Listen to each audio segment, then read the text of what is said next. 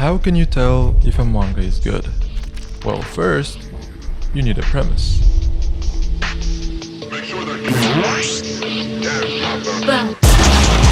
Wait, ban? Oops, wrong manga, my bad. Okay, but what actually happened to this guy? Well, before the ban, he was your usual big shot with a boosted ego, flaunting his money to attract young women. After the ban, he's suddenly treated like trash, down on his knees, then kicked out the very next second. That's because here, Japan has a social credit system. Social credit that this one ran out of. But it gets even worse, because how does a simple hand sign do all of this? Is it magic? Does it have a chip installed?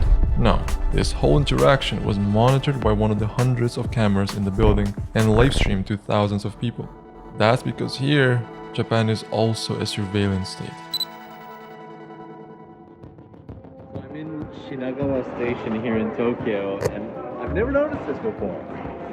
Security camera facial recognition system in Now you're operation. seeing AI everywhere, and I think more of it is for real. Is using surveillance cameras equipped with artificial intelligence to detect problematic customer behavior. The threats we face are well beyond your traditional brick and mortar. We need the best tools, the best data sets, the best analytics, the best equipment. Use an AI-driven heat map that'll enable retailers to share real-time crime data with each I have to give up my cell phone number. That's right. But think about how much we give up online. We give our name, our address, our credit card number. The questions remain about the legality and privacy of AI-powered Trade surveillance. Commission banned from using AI facial recognition technology. How do we collaborate better for contributed to the everybody's risk safety? of experiencing discrimination. Provide that safe environment for both customers and associates. So this is the type of technology shoppers won't see, but it will be there, listening and watching. It's a damn good premise, which terrifyingly can happen in the near future. But a good premise alone doesn't make a good manga.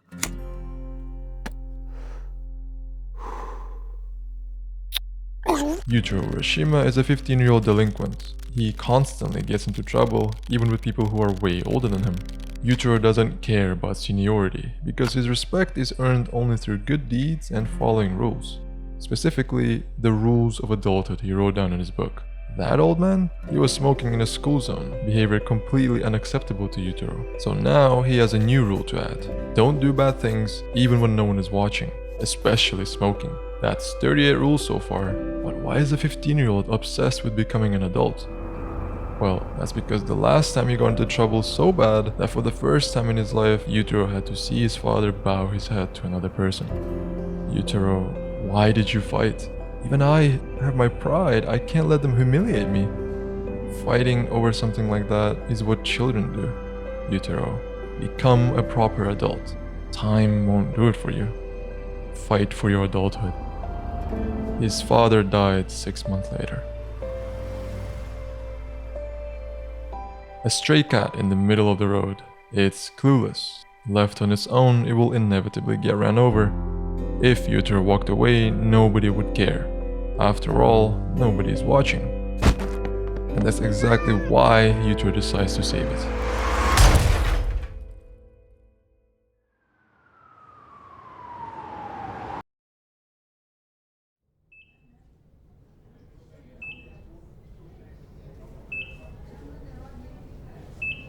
Yutaro Urashima, age 30, wakes up from his coma.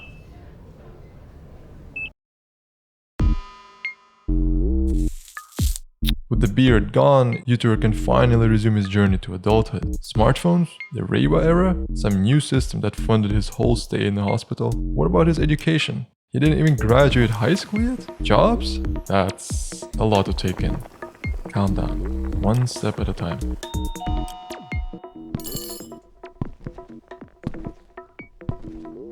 How can you tell if a manga is good? The art style can very often tell a story on its own.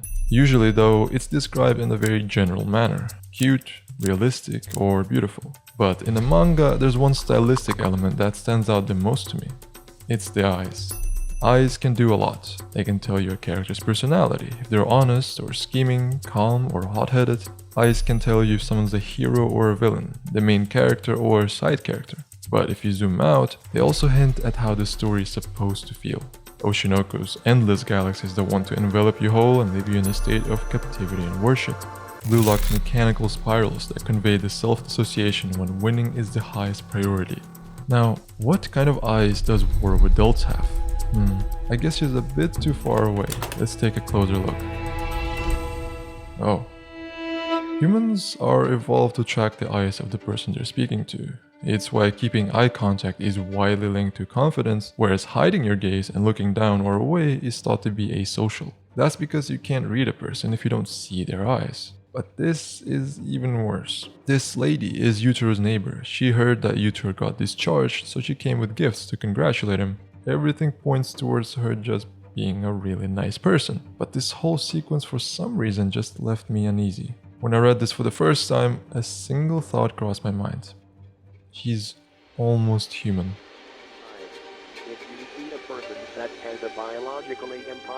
The root of this phenomenon is still unknown, but its effect on us is well documented. Anything almost human falls in the uncanny valley. Our brain easily notices it and immediately rejects it.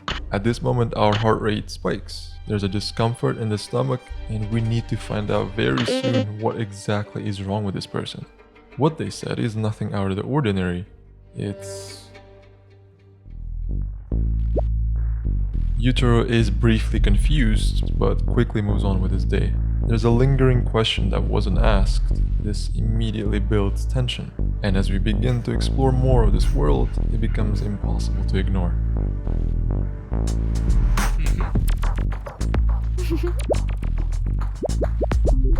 The story opens multiple loops of questions.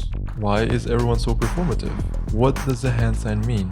And can Yuteru adapt to this new world?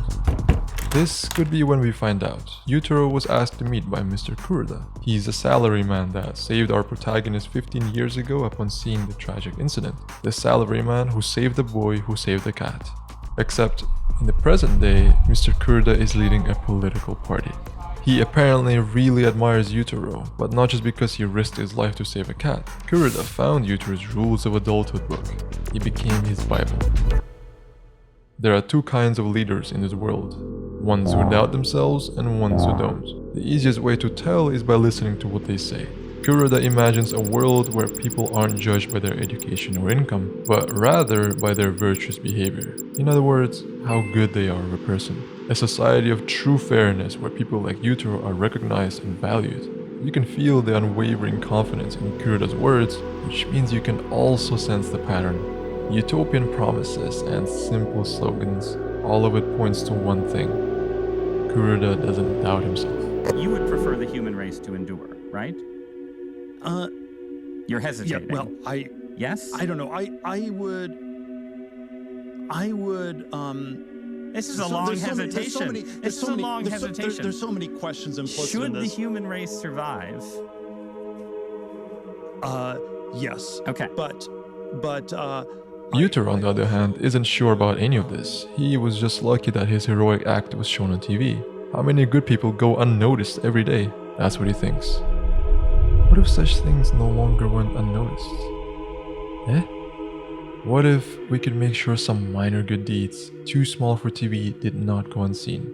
Or what if even commonplace misdeeds, not worth police pursuit, could be called out? To wake up after 15 years and tackle job hunting with such a positive attitude, or even while showing your human side by longing after a beautiful woman alone in your room. Excuse me? Or the honey curry rice you made for your mother. It looked truly delicious. Mr. Kuroda? What on earth are you talking about? It's at this point that I realized the chapter was about to answer some burning questions it posed, but what I didn't expect was that it was also here that it would close the loop I made up at the very beginning of the video. The reason why this manga avoids letting us look into someone's eyes up close is because once it does, you realize there's nothing there. Real human eyes have a distinct bright glint in their corner. Its purpose is to show that a person is alive and present. Yuteru has it, his mom has it, but not only that, Kuroda himself had it when we saw him on a campaign poster earlier. It's when we learn the truth that the glint disappears, which immediately tells us he's not on our side. What if everyone's actions were shared with everyone, everywhere, at all times, and never went unnoticed? To achieve this vision, Kuroda uses Garden. It's the national social media platform, and every Japanese citizen has it. A system where anyone can observe whoever they want, at any time, and rate them. What's the goal? To identify true adults. Per Kuroda's words, some people are amazing at age 15. Some are immature even at 60. Not only that, but Japan is also the first country in the world to abolish age as the legal threshold for adulthood. In other words, in Reiwa Year 7, 2025, adulthood is state certified. The art style hooks you, but it's up to the story's themes to keep you engaged. Themes are essentially a game board that tells you what kind of story is being told. The conversation we heard just now gives us a hint. As you recall, we got 2 of the questions answered, but in return, 2 new ones replaced them. What is Kuroda's motivation? And of course, how did this system change Japan? With how Kuroda was set up, it's safe to assume he's simply evil. But it's when the second question is explored that things get a little bit muddied. The author doesn't waste time putting the reader themselves in a dilemma. Though we expect every citizen to live in fear and paranoia, that expectation is put into doubt when we find out Yujiro's own mother feels protected. New jobs were created and crime plummeted. Hospitals are notified when elderly people collapse in their home, and children are rescued if left in their cars. Garden exists for their protection, she says. Of course, Yujiro's instincts match ours. This system cannot be that perfect. It's made painfully obvious when we are first introduced to Uppers, a title with special perks given to adults starting from Tier 4. Yes, adulthood in this world is gamified, and like with any game, there will be ones who try to exploit it. Guppy is a gourmet streamer, but he didn't get famous for his food reviews. Instead, he reviews the cute girls that bring the food. No way, that's creepy as hell. That was also my reaction. But more than just to disgust us, we're shown the first flaw of a system like Garden. If your worth depends on how others rate you, how do you know the ones rating you are worthy? Guppy is a scumbag that uses blackmail to get women to do what he wants, but it is the viewers who promote him that validate his behavior. It's actually a real issue in Japan. Very recently, a report from CNN talked about a groping day, which is when creeps look to sexually assault students on exam day, because they are less likely to report it when they are worried about, you guessed it, not being late for their test. This Guppy character might seem like a caricature, but a system that rewards engagement would inevitably lead to someone like Guppy in the spotlight. In that case, our protagonist's role becomes obvious, to call out the wrongs of the system and to set it right. So, Yujiro decides to do just that. I'll decide on my own what makes a true adult.